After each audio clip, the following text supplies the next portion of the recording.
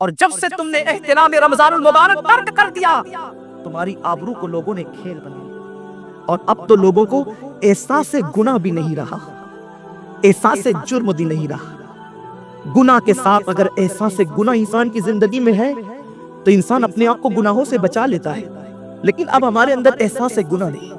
اب تو ہم گناہ کو ہنر سمجھتے ہیں، اب تو ہم گناہوں کو فیشن سمجھتے ہیں۔ احساس گناہ کیا ہے؟ اگر انسان گنہگار ہو اور احساس گناہ بھی ہو تو وہ ایک نہ ایک دن سدھر جاتا ہے، وہ ایک نہ ایک دن سنور جاتا ہے۔ ہمارے پاس احساس گناہ ختم ہو۔ آئیے بتاؤں، احساس گناہ کتنی قیمتی چیز ہے۔ رمضان شریف میں کھا رہے ہیں، پی رہے ہیں، بلکہ مسلمانوں کی ہوٹلیں بند ہیں تو غیر مسلموں کی ہوٹلوں میں کھا رہے ہیں، چھپ چھپ کر گھروں میں کھا رہے ہیں۔ لوگوں سے چھپ کر کھانے والوں، جو تیرا کچھ نہیں بگاڑ سکتا تو اس انسان سے چھپ کر کے کھا رہا ہے۔ جو خدا تجھے سزا دے گا کیا تو اس کی نگاہوں سے بھی چھپ سکتا ہے؟ اور روزے بھی کیا روزے رہ گئے، اب تو روزے بھی رسم بن گئے۔ جو روزے رکھتے ہیں رمضان شریف میں ان کو روزہ رکھنے کی عادت ہے، وہ روزے کو عبادت نہیں سمجھتے۔ جو روزہ عادت بن جائے وہ نجات نہیں دلا سکتا، جو روزہ عبادت بن جائے وہ نجات دلا سکتا۔ ایک تو روزے کی عادت ہے اور ایک تو روزہ عبادت۔ روزہ عادت اور عبادت میں فرق کیا ہے؟ عادت یہ سب نے رکھا ہم بھی رکھ لیں، یہ عادت ہے۔ نہ رکھیں گے تو کیا جواب دیں گے؟ یہ عادت ہے۔ نہ رکھیں گے تو لوگ تانا دیں گے، عادت ہے۔ روزہ عبادت کیا ہے؟ روزہ عبادت یہ ہے کہ اللہ نے روزہ رکھنے کا حکم دیا ہے اور مصطفیٰ جان رحمت نے روزے کا حق یہ بتا رہا ہے، اگر تو روزہ رکھے تو صرف بھوکا پیاسا نہ رہے بلکہ تیرا ہاتھ بھی روزے دار رہے، تیری زبان بھی روزے دار رہے، تیری آنکھ بھی روزے دار، تیرا پیر بھی روزے دار رہے، تیرا کان بھی روزے دار رہے۔ کان روزے دار اس طرح کہ کان اللہ کے ممنوع کردہ چیزوں کو نہ سنے، ہاتھ روزے دار اس طرح ہاتھ اللہ کے منع کردہ کاموں کو نہ کرے، زبان روزے دار اس طرح کہ زبان اللہ کی ممنوع کردہ چیزوں کو ادا نہ کرے، پیر روزے دار اس طرح کہ پیر اس جگہ چل کر نہ جائے جہاں اللہ نے گانے سے منع کیا ہے۔ جب تو ان سارے اعضاء کو روزے دار بناتا ہے تو ایسے روزے کے معاملے میں میرا اللہ فرماتا ہے روزہ میرے لیے ہے اور میں ہی اس کی جزا ہوں، اور عمل کی جگہ جنت ہے، روزے کی جگہ خدا کی ذات ہے۔ اسی لیے آقا فرماتے ہیں روزے دار کو دو خوشی ہے، ایک تو افطار کے وقت، دوسرا لقائے رحمان کے، خدا کی زیارت کے وقت۔ صحابہ نے پوچھا آقا ہم اللہ کی زیارت کیسے کریں گے؟ آقا فرماتے ہیں جیسے تم آسمان پہ چاند دیکھتے ہو بلا تمثیل اسی طرح تم خدا کی زیارت کیا کرو گی۔ یہ روزے داروں کی شان ہے۔ آج کے روزے کیا ہے؟ جس میں جھگڑا، جس میں غیبت، جس میں چغلی، جس میں فساد۔ روزے کو عادت مت بناؤ، روزے کو عبادت بناؤ۔ احساس مٹ گیا، عبادتوں کا احساس مٹ گیا، گناہوں کا احساس ختم ہو گیا۔ جب تک کہ لوگوں میں گناہوں کا احساس زندہ تھا وہ عبادت کر کے بھی اللہ سے ڈرتے تھے، وہ عبادت کر کے بھی رب کی بارگاہ میں آنسو بہاتے تھے کہ مولا میں تو حق ادا نہ کر سکا۔ لیکن آج احساس نہیں ہے، اس لیے لوگ ہنستے ہنستے افطار کرتے ہیں۔ حالانکہ صحابہ کا معمول تھا جب افطار کا وقت آتا وہ ہاتھوں کو اٹھا کر کے روتے اور کہتے مولا روزہ تو چلا گیا لیکن روزے کا حق نہ ادا ہو سکا، آنسو بہتے ڈرتے۔ لیکن آج ایسا کچھ بھی نہیں ہے، ہماری ساری نیتیں تو دسترخوان پہ لگی ہوتی ہے افطار کے وقت۔ آئیے ایک بات نکل آئی، احساس گناہ کیا ہے؟ احساس گناہ آقا نے فرمایا نا کہ جب رمضان شریف کا حق ضائع کر دو گے تو اللہ تم سے عزت کو چھین لے گا، تم ذلیل و رسوا ہو جاؤ گے۔ احساس ختم ہے گناہ کا، اسی لیے رمضان شریف میں بھی گناہ کرتے ہیں، اور گناہ کر رہے ہیں تو ذلیل ہو رہے ہیں۔ احساس کسے کہتے ہیں؟ احساس یہ کہ میں نے کیا کیا، چھوٹے سے گناہ کو بڑا سمجھنا میں نے کیا کیا۔ ایک خاتون بارگاہ رسالت میں آئی اور عرض کیا یا رسول اللہ مجھ سے زنا ہو گیا ہے، میں نے بہت بڑا جرم کر لیا ہے، آپ مجھ پہ حد لگا دیں، حد جاری کر دیں تاکہ میں گناہ سے پاک ہو جاؤں۔ اللہ کے حبیب نے احساس گناہ دیکھ کر کے فرمایا کہ جا، ابھی تیرے پیٹ میں بچہ ہے، تیرے جرم کی سزا تیرے پیٹ کے بچے کو نہیں دی جا سکتی، اگر تجھ پہ حد لگے گی تو وہ بچہ بھی ختم ہو جائے گا، جب بچہ پیدا ہو جائے اس کے بعد آنا۔ بچہ پیدا ہو گیا تو وہ لے کر کے آئی، آقا فرماتے ہیں تیری جان چلی جائے گی تو اس کی پرورش کون کرے گا، اس کو دودھ کون پلائے گا؟ جا اس کو دودھ پلا اس وقت تک جب تک یہ کھانے نہ لگے۔ وہ بچے کو 2 سال تک دودھ پلاتی رہی، اور جب بارگاہ رسالت میں آئی تو بچے کے ہاتھ میں روٹی کا ٹکڑا دے کر کے آئی، بچہ روٹی کھا رہا تھا۔ عرض کی آقا مجھ پہ حد جاری کریں تاکہ میرا گناہ جو میرے دامن پہ لگا ہے وہ دھل جائے۔ حضور نے 3 مرتبہ اس کو اپنے دروازے سے ٹالا، اگر کوئی دوسرا ہوتا اس کو ڈھیل دی جاتی تو وہ بھاگ جاتا، دوبارہ پلٹ کرنا آتا، لیکن احساس گناہ تھا، گناہ کا احساس تھا کہ یہاں گناہ مٹ جائے تاکہ وہاں جواب دینے سے بچ جاؤں۔ اس خاتون نے تیسری مرتبہ حاضری دی، حضور اب میرا بچہ روٹی کھانے لگا ہے، مجھ پہ حد لگا دے تاکہ میں پاک ہو جاؤں۔ اللہ کے حبیب نے فرمایا، اللہ کی بندی، جب اللہ نے تیرے جرم پہ پردے ڈال دیے تھے تو تو نے اظہار جرم کیوں کیا؟ اب چونکہ تو جرم کا اظہار کر چکی ہے، اقبال گناہ کر چکی ہے، اب تجھ پہ حد لگائی جائے گی۔ اور اس کو سنگسار کر دیا گیا۔ جب وہ مر چکی اور اس کو دفن کر دیا گیا تو کسی نے کہا کتنی بدبخت تھی وہ عورت جس نے رسول پاک کے دور میں منہ کالا کیا۔ میرے نبی نے فرمایا تو اس کا گناہ دیکھتا ہے تو اس کا احساس گناہ نہیں دیکھتا۔ اس نے ایسی توبہ کی ہے، اگر اس کی توبہ 70 جہنمیوں پہ تقسیم کی جاتی تو اللہ ان کو بھی جنت عطا فرما دیتی۔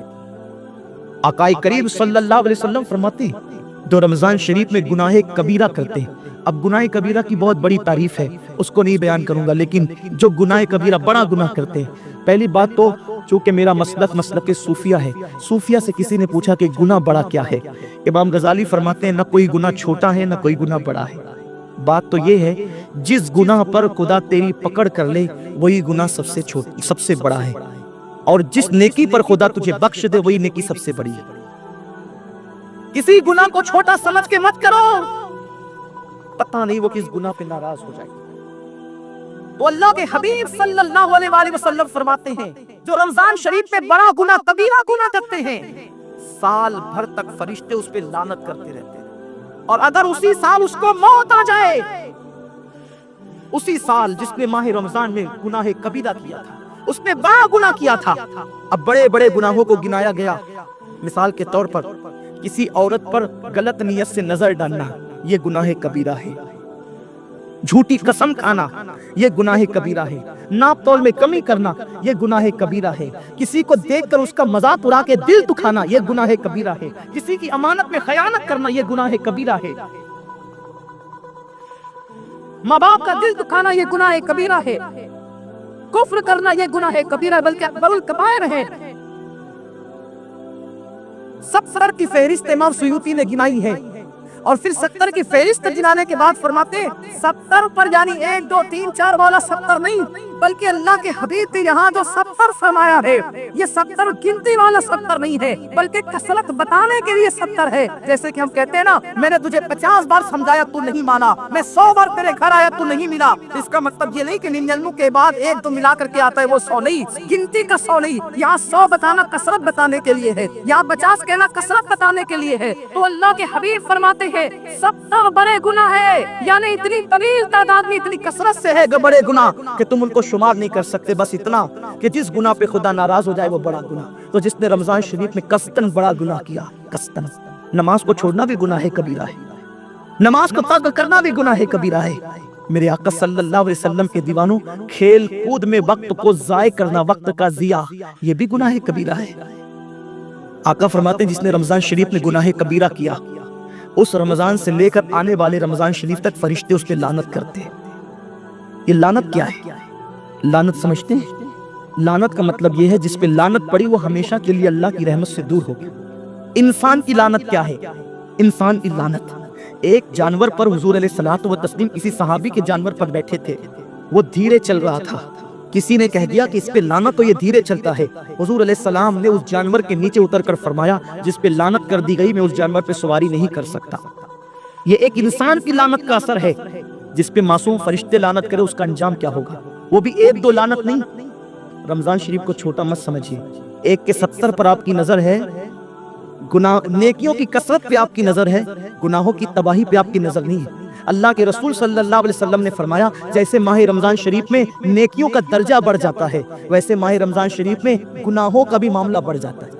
یعنی اگر رمضان شریف میں تم 1 گناہ کرو گے تو اور دنوں کے اندر جو گناہ کرتے تھے اب اس گناہ سے زیادہ تمہیں عذاب دیا جائے گا، کیونکہ آپ نے ماہ رمضان کی حرمت کو پامال کیا، آپ نے ماہ رمضان شریف کی عزت کو پامال کیا ہے۔ تو سوچو انسان کی لعنت پڑے یہ حال ہے، تو جس پہ فرشتوں کی وہ بھی 1 2 نہیں، پورے سال تک فرشتے لعنت کرتے ہیں۔ اور اللہ کے نبی صادق و مصدوق نبی نے فرمایا کہ اگر وہ اسی سال رمضان شریف آنے سے پہلے مر جائے تو اس کے پاس کوئی نیکی نہیں ہوگی جو اس کو جہنم کی آگ سے بچا سکے، اور اس کا ٹھکانہ تو جہنم ہی ہوگا۔ خدا کے لیے اپنے حال پہ رحم کرو، اپنے آپ کو جہنم کا ایندھن مت بناؤ۔ ہمارا جسم اتنا طاقتور نہیں ہے کہ ہم اپنے جسم پر جہنم کی عذاب کو برداشت کر سکے۔ میری قوم کے جوانوں، اپنی جوانی پہ اترانے والوں، اپنی قوت میں ناز کرنے والوں، اللہ کے رسول صلی اللہ علیہ وسلم فرماتے ہیں کہ جہنم کی آگ کی ایک چنگاری اگر دنیا کے سمندر میں ڈال دی جائے تو دنیا کے سارے سمندر آگ سے بھڑکنے لگے۔ اس چنگاری کو، وہ جہنم کی چنگاری کو سمندر ٹھنڈا نہیں کر سکتے، بلکہ سمندر کو وہ ایک چنگاری بھڑکا دے گی اور سمندروں کے اندر آگ لگ جائے گی، جو ایک چنگاری سارے سمندر کو بھڑکا دے۔ اللہ اکبر! اس جہنم کے اندر یہ چھوٹا سا وجود جو چھوٹی سی، اللہ اکبر، اگر بتی کے کٹکے کو برداشت نہیں کر سکتا، جو چراغ کی لو کی تیز کو، جو چراغ کی لو کی حرارت کو برداشت نہیں کر سکتا، جو سگریٹ کے چٹکے پر بے قرار ہو جاتا ہے، یہ چھوٹا سا وجود جب جہنم کے اندر داخل کیا جائے گا اس وقت اس وجود کا کیا ہوگا؟ میرے آقا مصطفیٰ دان رحمت فرماتے ہیں کہ جب پہاڑوں کو جہنم میں ڈالا جائے گا تو پہاڑ ایسے پگھلنے لگیں گے جیسے نمک کو پانی میں ڈالنے سے نمک پگھلنے لگتا ہے۔ میرے بھائیوں، خدا کے لیے اپنے حال پر رحم کرو، اپنے آپ کو جہنم کا ایندھن مت بناؤ۔ اللہ اکبر! تراویح کے وقت میں پیر پھیلا کر محلوں میں بیٹھنے والوں، روزوں کے وقت میں چھپ چھپا کر کھانے والوں، اللہ کی غیرت کو چیلنج مت کرو۔ اللہ کے حبیب نے فرما دیا کہ جو گناہ کبیرہ رمضان شریف میں کرے گا سال بھر فرشتوں کی لعنت ہوگی۔ آپ کہتے ہیں مسلمان کلمہ پڑھتا ہے، مسلمان نبی کا غلام ہے، مسلمان نبی پہ جان قربان کرنے کے لیے تیار ہے، اتنی مصیبتوں میں کیوں ہے، اتنی تکلیفوں میں کیوں ہے، کیوں تباہ ہو رہا ہے مسلمان؟ ارے جس پر فرشتے پوری سات لعنت کرے وہ قوم تباہ نہ ہوگی تو کیا ہوگا؟ اس قوم کے گھر نہ جلیں گے تو کیا ہوگا؟ اس قوم کی بیٹیوں کی آبرو نہ لوٹے گی تو کیا ہوگا؟ وہ قوم غربت کی چکی میں نہ پسے گی تو کیا ہوگا؟ آؤ سچی توبہ کر لو، توبہ کے دروازے کھلے ہوئے ہیں، اپنے گناہوں کا احساس کر لو، نادم ہو کر قدرت کی بارگاہ میں پلٹ جاؤ۔ میرا رب فرماتا ہے فَفِرُّوا إِلَى اللَّهِ، کہاں جا رہے ہو؟ دوڑو اللہ کی طرف، پلٹو اللہ کی طرف۔ بڑے سے بڑا پاپی اگر خدا کی طرف احساس گناہ لے کر، ندامت کے آنسو لے کر اللہ کی بارگاہ میں پلٹا ہے تو اللہ نے اس کو مغفرت کا پروانہ عطا کیا ہے۔ میرے رب کا وعدہ ہے جو میری بارگاہ میں پلٹتے ہیں میں ان کو لوٹاتا نہیں ہوں، میں ان کو معاف کر دیتا ہوں۔ سبقت رحمتی علی غضبی، میری رحمت میرے غضب کے سبقت لے گئی ہے۔ وہ رب جو 70 ماؤں سے زیادہ پیار کرتا ہے، امت کی تباہی کا اتنا ہی خیال ہے، تم رمضان شریف کا احترام کیوں نہیں کرتے؟ ہم رمضان شریف کا اہتمام کیوں نہیں کرتے؟ کیوں ہم اللہ کی عبادت کی طرف نہیں آتے؟ آؤ اپنے گناہوں کا احساس لے کر خدا کی بارگاہ میں پلٹو تاکہ تباہی سے بچ جاؤں۔ ایک حدیث پاک کا مفہوم پڑھ کر اپنی گفتگو کو اختتام کی طرف لے کر چل